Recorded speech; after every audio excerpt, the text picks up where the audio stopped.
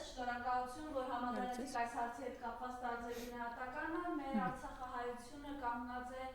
իրապես սոցիալական ծանր խնդիրների առաջ եւ փաստորեն ինչպես իրենք էին վերջին հանրահավաքին, մեծ հանրահավաքին ասում, կարծես նպատակն է այնպիսի իրավիճակ ստեղծել, որ այս մարդիկ անգամ Հայաստանից հեռանան, խնդրեմ այս մասով ձեր գնահատականը։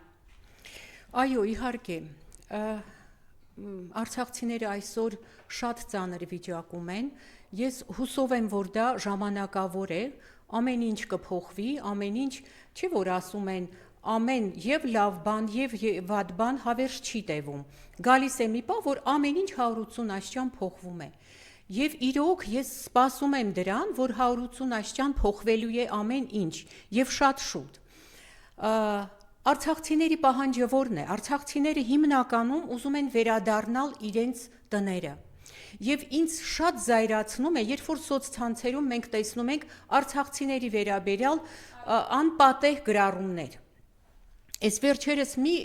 հենց հանրահավաքի ժամանակ մի կին ասում էր, որ ինձ պետք չի 40 ու պլյուս 10, ինձ պետք չի, ու այդպես կարծեմ հենց հայելու եթերում էր դա, ու դրա տակ ինչեր են գրում, ասում էր այսպես, ես թքել եմ 40-ի եւ 10-ի վրա, թող տան ինձ իմ տունը, ես իմ տունն եմ ուզում, իմ հայրենիքն եմ ուզում, բայց տակը գրառումներ են անում, թքի քո հոր մոր վրա։ Ես զարմանում եմ, մեր հասարակությունը հիվանդ է առհասարակ։ Ինչքան ես այդքան հիվանդ մարդ որտեղից։ Երեկ էլ հայտարարում էին հանրային ռադիոյի տնօրենի կինն է ինչ որ գրառումներ արել, ես զարմանում եմ այդքան հիվանդ մարդ մեր հասարակությունում որտեղից։ Մենք մոռացել ենք, որ Արցախը Հայաստանի դարպասն էր, արցախցիներն էլ կենթանի վահաններն են, հայաստանցիների կենթանի վահաններն էին։ Մենք դա մոռացել ենք, հենց Արցախը կորցնում ենք նաև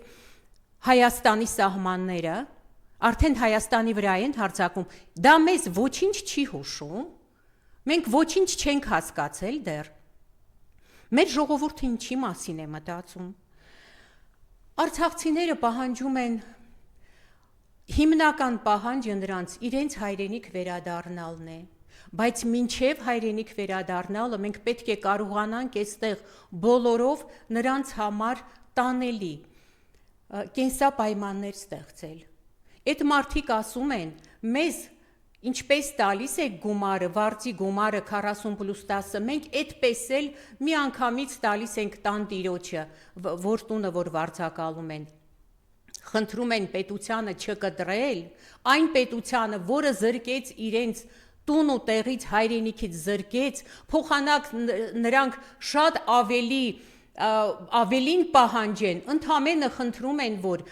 գումարները այդ որ մեզ եք տալիս, տվեք մի անգամից տան տիրոջը, որ դուք համոզվեք, որ այդ գումարը մենք մեր գրպանը չենք դնում։ Բա ինչպես կարելի է այսպես վարվել այս մարդկանց հետ, որոնք որ տասնամյակներ շարունակ Հայաստանի կենթանի վահաններն են եղել, ինչպես կարելի է այդպես այդ մարդկանց հետ վերաբերվել։ Վաղը ապրիլի 3-ին լրանում է այն օրենքի ուղիղ 35-ամյակը, օրենքը կոչվում է, ռուսերեն այսպես էր կոչվում, о порядке решения вопросов, связанных с выходом союзной республики из состава СССР, որով այն ինքնավար միավորումները, որոնք գտնվում էին ԽՍՀՄ-ից դուրս եկող հանրապետության, սովետական հանրապետության կազմում, նրանք իրավունք ունեին, դա կլիներ թե ավտոնոմ, թե ինքնավար մարզ, թե ինքնավար հանրապետություն, թե ինքնավար որևէ այլ միավորում, իրավունք ունեին իրենց հանրաքվեն անցկացնել առանձին եւ իրենց պետաիրավական կարգավիճակի հարցը դնելու, ու եւ այդպես էլ արել է։ Լեռնային Ղարաբաղը դուրս է եկել Ադրբեջանի կազմով միջազգային իրավունքին համաձայն, բոլոր օրենքների համաձայն, չի խախտել որևէ մի օրենք, դրա համար միշտ ասել ենք, որ Ղարաբաղի դուրս բերումը Ադրբեջանի կազմից կատարվել է անթերի, հիմա այս անթերի կատարած օրինապաշտ մարդկանց դարձրել են օրինազանցներ մեր հանրապետությունում եւ այդ մարդկանց հալածում են։ Ընկերներ, Սիրելի հայրենակիցներ, նրանք ովքեր որ սթափ են մտածում, մենք պետք է պաշտպանենք արցախցիներին, մենք պետք է թույլ չտանք, որ նրանք լքեն Հայաստանի Հանրապետությունը, ինչպես որ եղավ Շահումյանցիների դեպքում, հիշում եք 1992 թվականին Շահումյանը դուրս եկավ, գաղթեց Շահումյանը, եկավ Ղարաբաղ, այնուհետև Հայաստան ու չկարողացանք նրանց պահել Հայաստանում, որովհետև պայմաններ չկար, բայց դա 92 թվականին էր, հիմա պայմանները մեր բոլորից շատ ավելի լավն են ու մենք կարող ենք այնպես անել, որ մեր արցախցիները, հերոսական ժողովուրդը մնա մեր Հայաստանում, այլ ոչ թե, չնայած ես ոչինչ չունեմ այլ ազգերի, օրինակ հնդիկների, եգիպտացիների, մյուս ազգերի նկատմամբ ոչինչ չունեմ, բայց այնպես չանենք, որ մի քանի տարի հետո մենք սեփական երկրում փոքրամասնություն լինենք, մենք պիտի անպայման կարողանանք արցախցիներին պահել։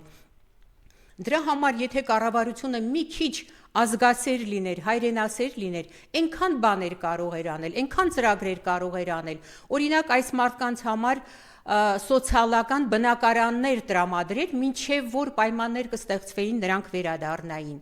Օրինակ, ինչ կլինի, ես այսպես 2 օր մտածում եմ, օրինակ, նրանք ովքեր որ պետական բյուջեից են գումար ստանում, աշխատավարձ բյուջեից են ստանում։ Եթե օրինակ այդ մարդիկ հրաժարվեն իրենց կես ամսվա աշխատավարձից, ընդ որում բոլորը,